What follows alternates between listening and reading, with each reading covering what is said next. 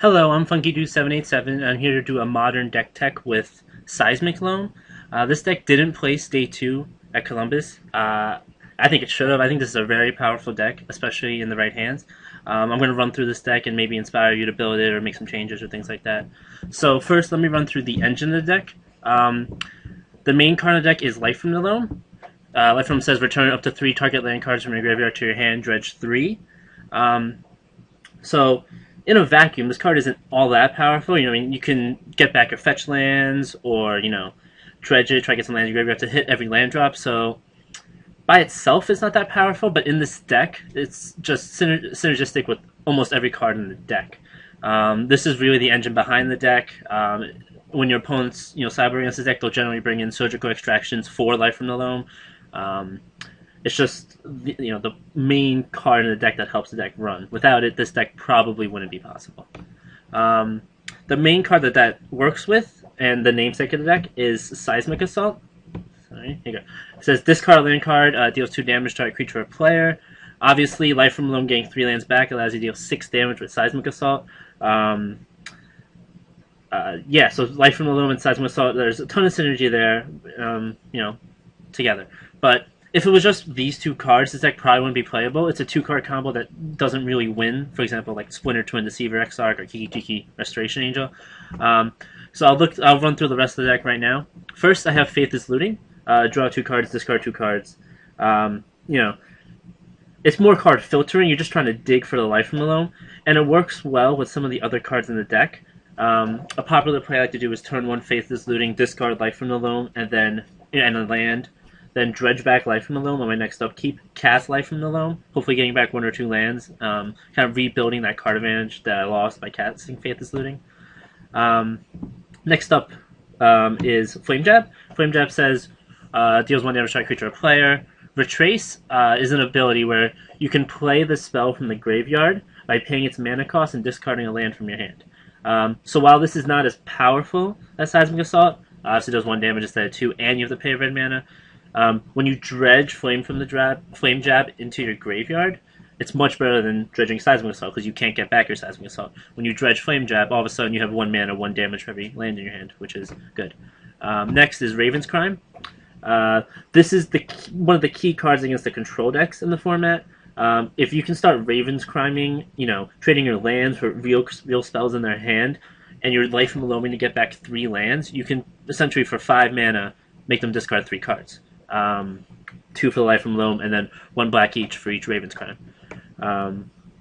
So that's one of the key cards in control decks. Another key card, this spell isn't really synergistic with the deck, but it's just powerful, is Inquisition and Kozilek. It's probably one of the better black spells in Modern. It's always between this and Thoughtseize. I like Inquisition in the main deck. The main problem cards are, the tempo-ish type cards. Remand, things like Lightning Helix, Path to Exile. You're afraid of, quick beats, maybe a Tarmogoyf turn 2 is pretty hard for this deck to deal with without drawing Liliana. So this allows you to take away your opponent's best spell, usually a cheap counter spell, that'll be able to slow you down to the point where they can take control. So I showed you Life from the Loam. Next is Bloodghast. Bloodghast, you normally don't really... I very rarely cast this card. The key ability on Bloodghast is Landfall. So obviously in a deck that's Life from the Loaming and has a ton of land, you're probably going to have every land drop. When you dredge Bloodghast using Life from the Loam, or when you discard using Faithless Looting and then play a land to bring it back with Landfall, you can often have 1 or 2 Bloodghast in the graveyard by turn 4 or 5, and that provides cheap, uncounterable free threats from the graveyard. So I like that card a lot. Dark Confidant, one of the best 2-drops in Modern. In a deck whose curve ends at 3, Dark Confidant isn't going to deal that much damage to yourself. The card advantage it provides alternate ways to get closer to your Life from the Loam, and also ways to take over the game. Tarmogoyf, biggest 2-mana creature you probably ever see. In a deck that dredges its entire library into its graveyard, or hopes to do that, it's very powerful. I'm showing you Seismic Assault. I'll show you the 2 utility spells. First is Maelstrom Pulse. It's kind of a catch-all. Not much synergy with the deck per se, but it's just powerful. Being able to hit any non-land permanent is crucial. And post sideboard, when people start bringing in things like Blood Moon or like Relic Progenitus, Maelstrom Pulsing isn't the best in the world, but just being able to deal with any sort of weird sideboard cards you might see in such a wide open format like Modern is important. Finally is Liliana of the Veil. I'm playing 2 Liliana. I like Liliana in this deck. If you don't draw the Flathus Looting, you have a Bloodghast stuck in your hand, you can +1 to discard. It helps in the aggro matchups where you may be stumbling a little bit trying to set up. Liliana can kind of provide some time for you to stall and hopefully gain control. And even against control, the +1 ability isn't terrible. It's fine. If you get that going for a couple of turns, that can really turn the game in your favor. Next up, run to the mana base. First is Blackcleave Cliffs. As you see in this deck, it's mostly a red-black deck. You're really splashing life from the Loam, Tarmogoyf, and Maelstrom Pulse. So it's really important that you're able to hit your black or red turn 1, or in the first 3 turns of the game. For that reason, I'm playing 4 Blackcleave Cliffs, but only 1 Copperline Gorge. It's important that every land in this deck almost every land in this deck produces red mana, so you can cast Seismic Assault on turn 3, or you don't want to stumble trying to cast Seismic Assault. So that's why you're playing the Blackcleave Cliffs and the Copperline Gorge. You're playing 4 of the black one because you have more early black drops that are important in getting out. Next up are my dual lands. I have Blood Crypt, 1 Blood Crypt, 1 Stomping Ground, and 2 Overgrown Tomb. I like to play 2 Overgrown Tomb just as a catch-all. I know I said every land should produce red, but almost every other land in this deck produces red or black. I like having 2 Overgrown Tomb just to produce 2 green, just in case you run something like Tectonic Edge. It allows you to get green or black. Next up are the filter lands. I'm playing 2 Graven Karns. This provides or allows you to turn the black mana from, let's say, an Overgrown Tomb or a Swamp into red for a Seismic Assault. Also, Graven Karns can turn a red into double black to allow you to cast Liliana.